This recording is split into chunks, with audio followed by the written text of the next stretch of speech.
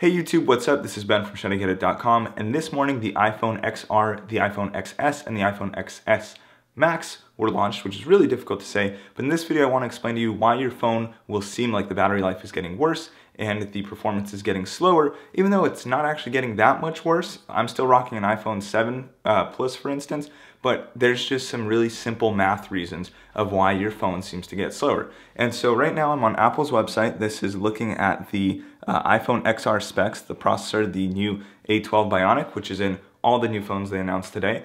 And if you look at it, the iPhone 10 did 600 billion calculations per second.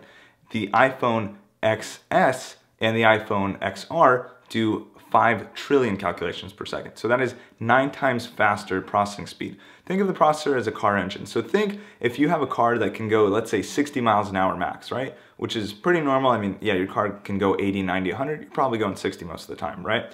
This one can go 540 miles per hour. And this happens every year where iPhones get a new model announced and all of a sudden it's way faster than the last one. So if you have the iPhone that came out 3 years ago, it is way slower than the iPhone that came out now, and the app developers take advantage of that.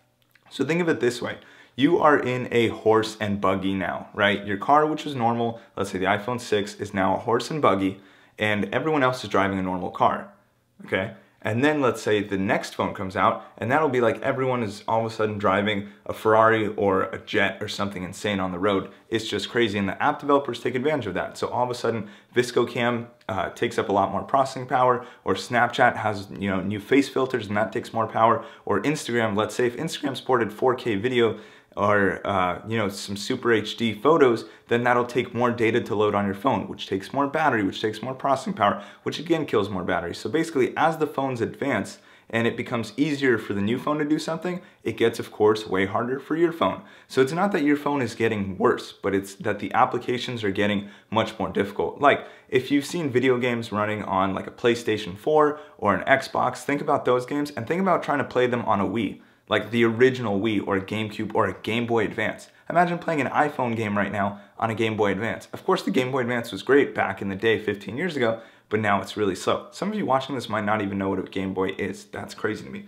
But anyways, your phone is not necessarily getting slower, but all the apps are just getting used to this new race speed limit. It's like if the highway went from a 65 mile an hour speed limit to a 540 mile an hour speed limit, and all of a sudden you feel like the slow horse and buggy or Prius chilling in the right lane. So if you have any questions, leave a comment down below. Hopefully this video explained it. Your phone can last a really long time. If you have an iPhone 5S, you can get the new software update, iOS 12. Expect your battery life to definitely get a little bit worse, your phone to feel a little bit slower, but you will have all the new features. Hope you guys enjoyed this video. Please subscribe, give it a thumbs up, share it with your friends, or if you're trying to convince your parents to buy you a new phone, show them this video, because yes, your phone is definitely not going to be as fast as your friends who get the newest iPhone XS or XR or even an 8 Plus or a 7 Plus.